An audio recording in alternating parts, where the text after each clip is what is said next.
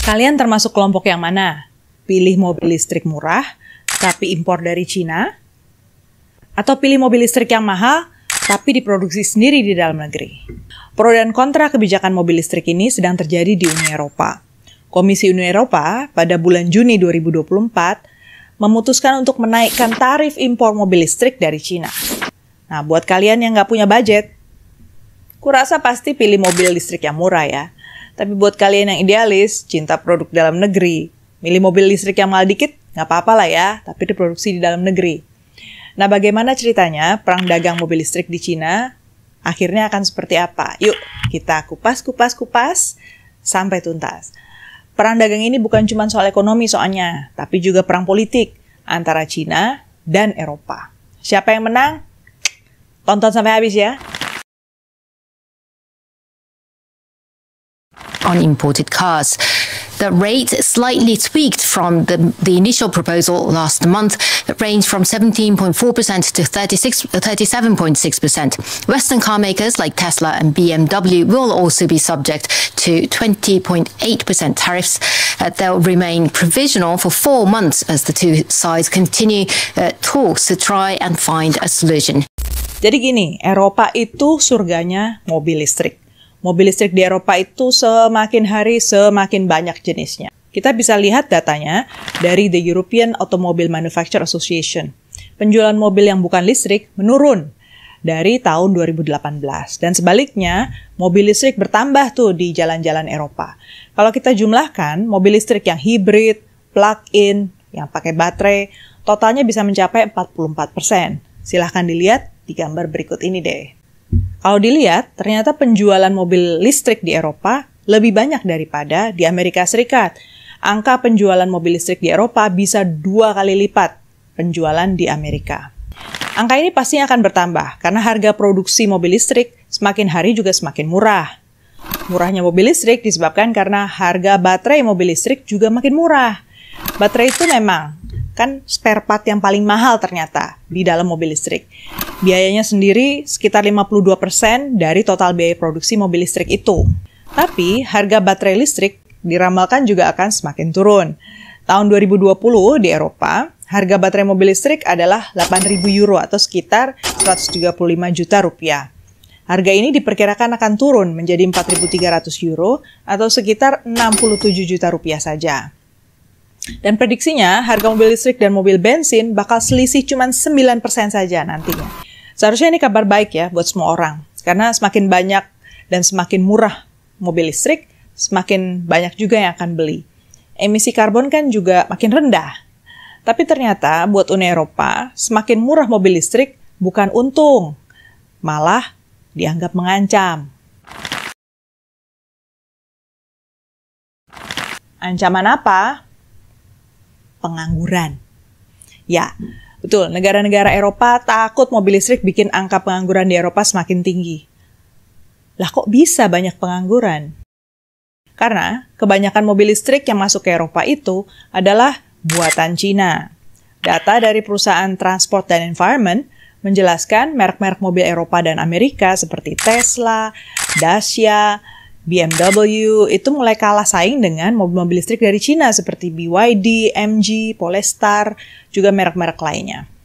Tahun 2023, mobil merek Cina sudah mencapai 300.000 unit atau sekitar 19,5% dari seluruh mobil listrik yang dijual di Eropa. Angka ini ternyata naik dari 0,4% saja awalnya pasar mobil listrik di tahun 2019. Jadi naiknya pesat nih dari 0,4 menjadi 7,9 di tahun 2023. Diramalkan tahun 2027, 2 tahun lagi ya, mobil merek Cina ini bisa mendominasi sampai 20% pasar mobil listrik di Eropa. Nah, bagaimana dengan mobil listrik buatan Eropa dan Amerika? Ambil contoh Tesla dan BMW lah. Mereka faktanya memang masih mendominasi sama sekarang, tapi Uni Eropa juga nggak begitu suka nih sama mereka. Kenapa? Ternyata perusahaan-perusahaan merek barat ini juga produksinya masih di Cina.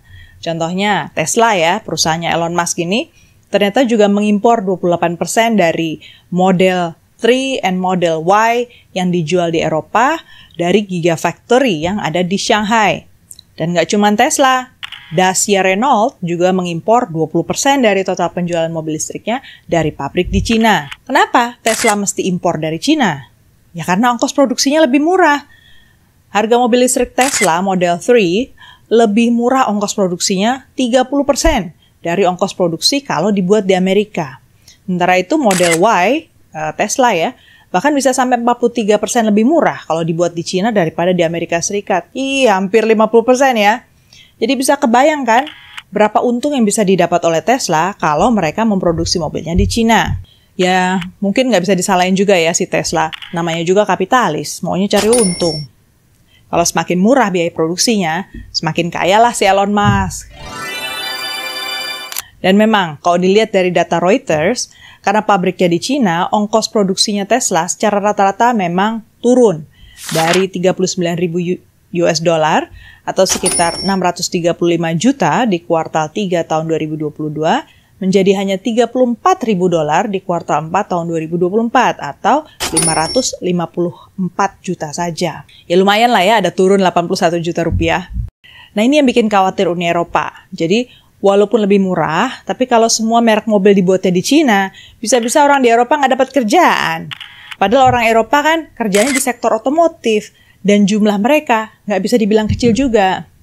Kalau dilihat dari data Asosiasi Mobil Eropa, secara langsung atau tidak langsung, ada sekitar 13 juta pekerja yang kerjanya di sektor otomotif di Eropa. Ini mulai dari kerja jadi buruh pabrik, sales, promosi, dan lain sebagainya. Buruh atau pekerja yang langsung bekerja di pabrik mobil, yaitu orang-orang yang kerjanya merakit mobil secara langsung, itu ada 2 jutaan orang. Jadi bisa dibayangkan, kalau pabrik mobil di Eropa bangkrut, nganggur tuh 13 juta orang. Nah, supaya nggak ada kekacauan, Uni Eropa akhirnya mengeluarkan kebijakan. Naikin impor mobil listrik dari Cina. Supaya apa? Mobil Cina yang dijual di pasar Eropa lebih mahal. Tapi, tarif impornya sama nggak untuk setiap merek? Ternyata tidak. Uni Eropa menerapkan tarif impor yang beda-beda untuk setiap merek. Semakin besar subsidi pemerintah Cina ke satu merek, semakin tinggi juga tarif impornya. Ambil contoh, 3 eksportir Cina yang menjadi sampel. BYD Auto kena tarifnya 17%, Geely Group 18,8%, SAIC Group sebesar 35,3%. Jadi tarif di luar pajak impor besarnya 10%. Dan karena kena tarif impor yang tinggi, perusahaan-perusahaan mobil listrik di Cina banyak yang protes nih dengan keputusan Uni Eropa. Saya bukan cuma mobil-mobil merek Cina yang protes soal tarif impor. Mobil merek Amerika dan Eropa seperti Tesla dan BMW juga protes. Tesla juga protes karena produksi mobil listriknya di Shanghai juga kena impor 7,8%. Sehingga mobilnya jadi mahal. Tesla kan keberatan ya, karena kebijakan itu membuat penjualan Tesla yang tadinya udah turun akan makin turun tahun depan. Nah gini, walaupun protes dan nggak setuju dengan kebijakan Uni Eropa, Cina tidak ngeyel, nggak maksa gitu. Ada beberapa langkah politik soalnya, juga langkah ekonomi yang disiapkan Cina untuk melawan Eropa. Pertama, langkah realistis Cina adalah untuk memindahkan atau membangun pabrik mobil-mobil listrik di dalam negara-negara Eropa. Pertimbangan utamanya pasti ya, untung rugi. Dan Cina juga mencari negara-negara yang selama ini memang berpengalaman dan punya jaringan untuk memproduksi mobil. Kalau rantai pasokannya sudah bagus, produksinya pasti efektif. Kalau dilihat dari negara-negara Eropa yang selama ini memproduksi mobil-mobil, bisa dilihat dari gambar berikut ini, yang memiliki buruh sektor otomotif terbesar adalah Slovakia, Romania, Swedia, Czech Republic, Hungaria, dan Jerman. Dari negara-negara tersebut, perusahaan Cina tidak memilih negara-negara yang sudah lama menjadi produsen mobil listrik saingannya. Ambil contoh Slovakia, Rumania, Swedia, Czech Republic, atau Jerman. Tempat-tempat ini kan sudah lama jadi basis pembuatan mobil-mobil keren ya, seperti Volkswagen, Dacia, Jaguar, Scania, Volvo, dan lain-lain. Karena nggak dipilih, soalnya negara-negara itu upahnya juga udah tinggi. Nah karena itu, tinggal pilihannya jatuh ke Eropa Tengah dan Timur, seperti Bulgaria, Hungaria, Polandia. Slovakia juga katanya masih menarik tuh buat mereka, karena posisinya strategis. Dan di sana, negara-negara itu upah minimumnya masih rendah. Nah, dari segala pertimbangan tadi, pada akhirnya perusahaan merek Cina terbesar, terutama BYD, memilih Hungaria loh. Ada juga perusahaan-perusahaan Cina yang akhirnya memilih beberapa negara seperti Polandia dan Spanyol. Kenapa Hungaria? Karena Hungaria itu kapasitas produksinya 150.000 unit untuk merek BYD. Hungaria juga menjadi negara tujuan pabrik pembuatan baterai mobil terbesar di Cina ya. Dan investasinya senilai 7,6 euro atau sekitar 124 triliun rupiah. Merek Cina lain seperti Chery memilih Spanyol menjadi pabriknya. Investasinya di sana mencapai 400 juta euro. Sementara itu MG memilih Polandia. Nah, pilihan Cina untuk berinvestasi di Hungaria bukan tanpa sebab. Hungaria adalah salah satu pengkritik Uni Eropa, penentang perang Ukraina. Dan yang paling penting, karena Hungaria itu termasuk yang menjadi mitra China di Belt and Road Project. Jadi dengan memperkuat Hungaria, Cina punya teman tuh untuk mempengaruhi kebijakan-kebijakan Uni Eropa. Jadi meskipun Hungaria termasuk negara yang terjepit, posisinya penting untuk logistik dan distribusi pembuatan mobil listrik. Jadi dengan demikian buat Hungaria kerjasama dengan Cina justru memperkuat posisi tawarnya ketika dia berada dalam Uni Eropa. Terutama kalau lagi nego-nego soal ekonomi dan politik. Jadi Synergy Friends, investasi kendaraan listrik Cina di Hungaria termasuk pabrik BYD itu mencapai 1 miliar euro.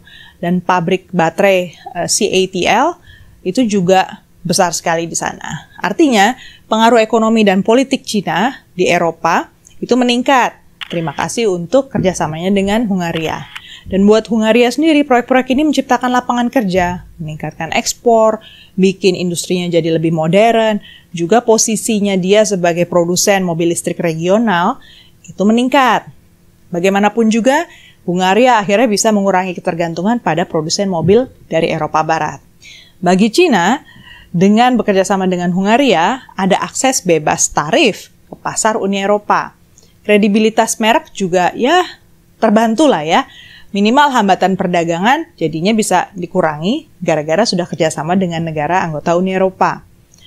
Dan pengaruh Cina di Uni Eropa berarti ya kita harus antisipasi ya, bisa meningkat. Jadi kita lihat aja ke depan. Sepertinya Cina akan makin luas pengaruhnya di Eropa, meskipun udah kena tarif sekalipun. Gimana menurut kamu? Tulis ya komennya di kolom di bawah ini. Thanks so much sudah nonton sampai selesai.